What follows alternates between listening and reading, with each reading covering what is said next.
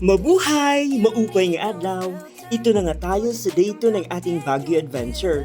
If you haven't watched my other videos, the links are in the description below. Pa-like and subscribe na din.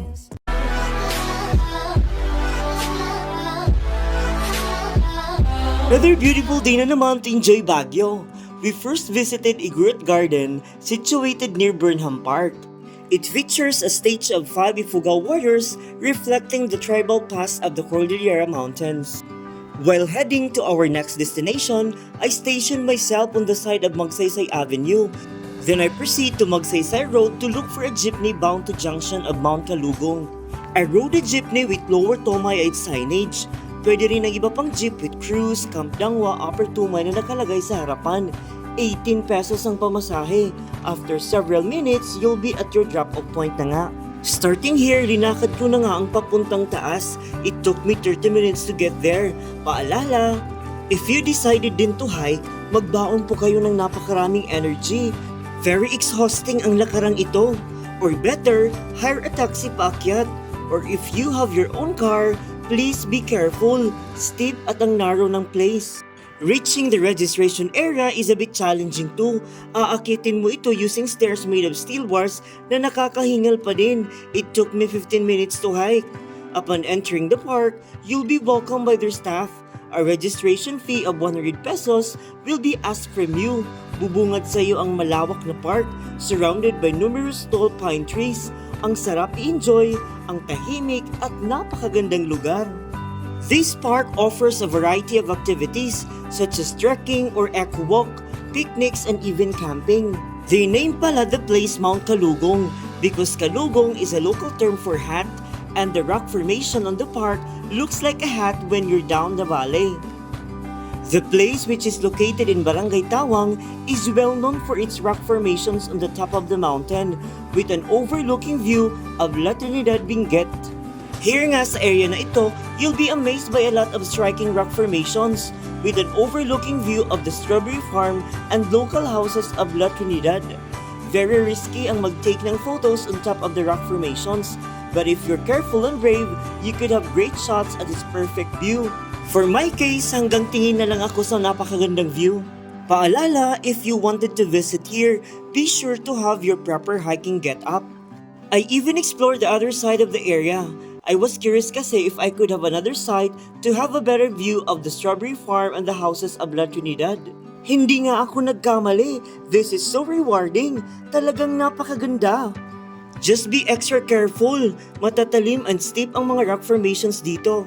At the registration area pala kanina, there are 2 roads to take. I took the right one, leading to the rock formations. On the other trail on the left, will lead you to the park where picnic tables and refreshing pine trees are located. When I was on this spot nga, mas lalo akong namangha sa gandang hatid ng mga tanawin sa baba. After minutes of contemplating, I head back. Did you know that pine are believed to be among the oldest trees on earth? Some can live as long as 6,000 years, are common in mountains just like here in Mount Kalugong. I was about to go to the Rock Mountain Adventure, but unfortunately, closed sila when I got there. Buti na lang katabi lang nito ang Mount Tayawan Agri-Tourist Park. Dito na ako nag-visit. Entrance fee is 100 pesos. Dito, you'll be refreshed and relaxed sa magagandang tanawin din. This is one of the destinations to be with nature na kahit nakakapagod ng konti, mag-i-enjoy at masisiyahan ka rin. This place is less known by tourists kasi nga medyo malayo sa city at akyatin talaga papunta dito. Hindi naman tayo nabigo. I was stunned by its beauty. This park, together with the Rocky Mountain Adventure, is a 1.2 hectare land with natural mountain rock formations. This is located here at Sitio Tayawan, Tawang, La Trinidad, Benguet. Tinawag itong Mount Tayawan dahil sa isang kultura ng Benguet, ang panagsadong o panagtayaw.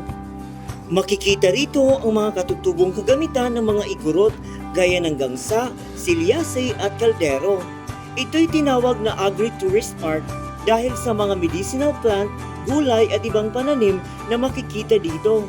Malamig ang lugar na ito, lalo na kung December at January. This place is perfect for hikers and individuals who love adventure. Matatanaw din dito ang overview ng La Trinidad Benguet.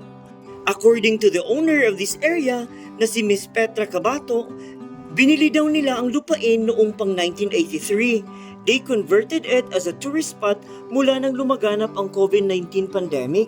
Malilibot ang buong lugar sa tulong ng mga railings na tinawag nilang Mount Tayawan Bridge that travel over the rocks.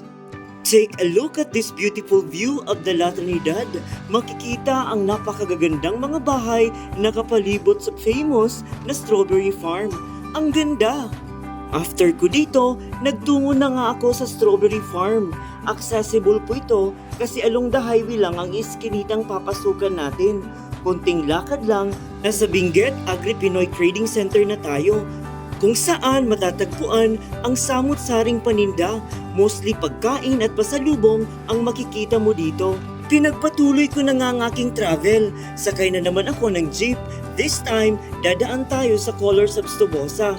This is officially designated as the Stobosa Hillside Homes artwork, is a commonly artwork designed by the Tamawan Village Group. Our last destination of the day is situated along Cannon Road, a major highway in Luzon, Philippines. This lion's head was carved by the Ifugao artist Reynaldo Lopez Naniac, commissioned by the Lions Club of Baguio City in the year 1968. After dito, I decided to go back to my accommodation na. Ang lakas ng ulan at nag-fog na nga dahil dito. Day 2 of my adventure ended with so much adoration sa lahat ng napuntahan ko so far. Goodbye for now!